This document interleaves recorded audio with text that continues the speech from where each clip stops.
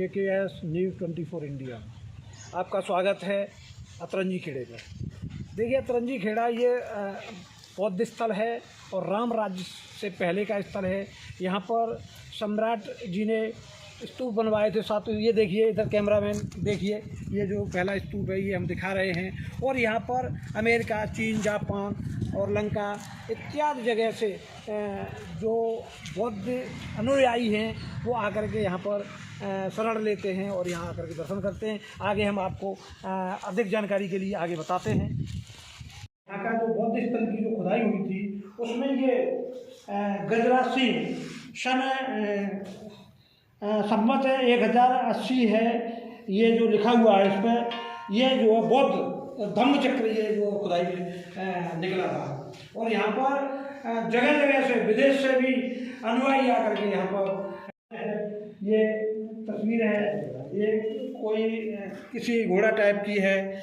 और ये देखिए, ये बौद्ध जी की है। ये देखिए, ये तस्वीरें, ये प्रतीत होता है कि ये खुदाई में ये प्राप्त बढ़िया बढ़िया मूर्तियाँ रह गए अलीगढ़ वाले। खुदाई में ये देखिए, ये देखिए ये जो निकली हुई है, इससे ये प्रतीत होता है कि यहाँ पर बहुत मान लो अच्छी जो शोभनी चीज़ थी वो ये थी। अच्छा, आप इनसे पूछ लीजिए इसके बारे में थोड़ा। आप बता देंगे उसमें से एक स्तूप ये भी है, 4 स्तूप हैं, उसमें से एक स्तूप ये भी है। एक मैंने पूर्व में पहले दिखाया है। और यहाँ पर देखिए, ये जो है बौद्ध भगवान जी की ये जो पुरानी मूर्ति लगी हुई है। और यहाँ पर यहाँ जो स्थली है वो बहुत ही सदियों पुरानी स्थली है। यहाँ पर बौद्ध भगवान ने आकर के 12वां वर्षावास किया। गोल्डन से भी कम नहीं है। बौद्ध जी की जो है प्रतिमा है, ये पुरानी प्रतिमा है और शोभनीय प्रतिमा है। और ये देखिए, ये अशोक का ये जो चक्र लगा हुआ है, इधर कैमरामैन जरा इधर देखिए, अशोक का चक्र बना हुआ है, सदियों पुराना ये जो है चक्र बना हुआ है। ये बौद्ध स्थली पे ये देखिए, ये यहाँ की शोभा को रमणीक करता है। इसको जो बाहर के जो लोग जो आते हैं यहाँ पर जो दर्शन करने आते हैं, इस स्तूप को शंकर जी का शिवलिंग बताते हैं। जबकि ऐसा कोई यहाँ पर ऐसा कोई प्रतीत नहीं है जो कि ये शंकर जी का शिवलिंग हो। ये स्तूप है, बौद्ध स्तूप है। जो 4 स्तूप जो बने हुए हैं उसमें तीसरा स्तूप ये भी है। ये शंकर जी का शिवलिंग नहीं है।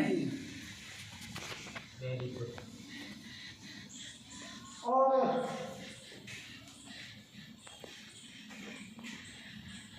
मंदिर में देख लिया तो और कोई खासियत कोई तब्दीली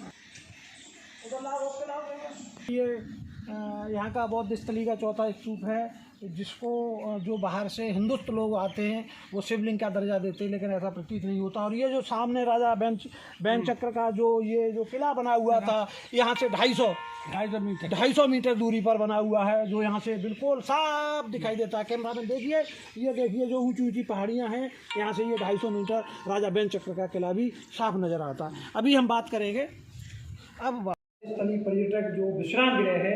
यहाँ पर देखिए, अभी हमें बहुत जन के महापुरुषों की जो प्रतिमाएँ प्रतीत हो रही हैं। क्रांतिकारी फातिमा शेख, इनकी जो खासियत है कि रमाबाई ने जो प्रथम विद्यालय खोला था वो इन्हीं के यहाँ खोला था। और ये बहुजन क्रांति के महान पुरोधा थे दीनाराम भाना जी थे। इधर देखिए कैमरा, जो बाबा साहब भीमराव अम्बेडकर की धर्मपत्नी थी। और ये ललई सिंह यादव थे, इन्होंने बहुजन समाज के लिए काफ़ी संघर्ष किया और अपनी जान को गंवाया। ये देखिए, शहीद भगत सिंह थे, इन्होंने देश के लिए बहुत कुछ किया। और इधर देखिए, राजवीर छत्रपति साहू महाराज जी थे, इनकी तस्वीर देखिए। कोरियन नेवी रामा साहब सिंह थी। और सम्राट अशोक किला, ये देखिए बौद्ध जी की जो है जो तस्वीर है ये बहुत पुरानी है। और ये सम्राट अशोक क्लब की तरफ से, सिड़पड़ा की तरफ से भेंट की गई है। और इधर आइए आप, क्रांतिकारी सावित्रीबाई फुले, ये सावित्रीबाई फुले बाबा साहब की, इन्होंने पहला विद्यालय खोला था जो शिक्षा की देवी कहा जाता है। सावित्रीबाई फुले जो शिक्षा की देवी कहा जाता है, जिन्होंने पहला विद्यालय दे करके और बच्चों को जो शिक्षा दीक्षा दी थी, वो ये माता सावित्रीबाई फुले ये हैं। ये राष्ट्रपिता ज्योतिबा फुले हैं, ये इनके पति हैं ज्योतिबा फुले। और ये देखिए, सतगुरु कबीर साहब हैं, जो इनकी वाणी लोग सुनते हैं और उस पर विचार करते हैं तो जो है सदगति प्राप्त होती है। और ये हैं संत शिरोमणि गुरु रविदास जी हैं और ये है क्या नाम है इनका ओम प्रकाश गौतम जी की तरफ से ये तस्वीर भेंट की गई है। अशोक जी हैं और ये चंद्रगुप्त मौर्य जी की तस्वीर है। ये बाबा साहब हैं। देखिए आज जो कुछ भी है ये बाबा साहब की देन है। इन्होंने हमको जो है चलना सिखाया, रहना सिखाया और जो ज़मीन पर हम नहीं चल पाते थे, जो हमें आज जो अधिकार मिले हुए हैं वो इन बाबा साहब की बदौलत है और इन्हीं की बदौलत जो अधिकार मिले हुए हैं। और ये भगवान बुद्ध जी हैं जिस स्थल पर हम अभी भ्रमण कर रहे हैं, ये भगवान बुद्ध की जो स्थली है वो यहाँ पर हम और यहाँ की जो कहावत है वो मुझे याद आ रही है कि यूपी नहीं देखा तो इंडिया नहीं देखा। लोग वहाँ बाहर से आते हैं इस बौद्ध स्थली को देखने के लिए। यूपी नहीं देखा तो इंडिया नहीं देखा। ये जो बौद्ध स्थल है अतरंगी खेड़े का जो यहाँ पर है, यहाँ पर भंते जी अभी हम बात करते हैं भंते जी से। भंते जी क्या नाम है आपका? रतन कीर्त। रतन कीर्त जी। भंते जी आप यहाँ पर कब से सेवाएँ दे रहे हैं? आज 12 साल हो चुकी। अच्छा 12 साल हो चुकी है। इससे पहले के और भंते जी थे वो परिनिर्वाण को चले गए।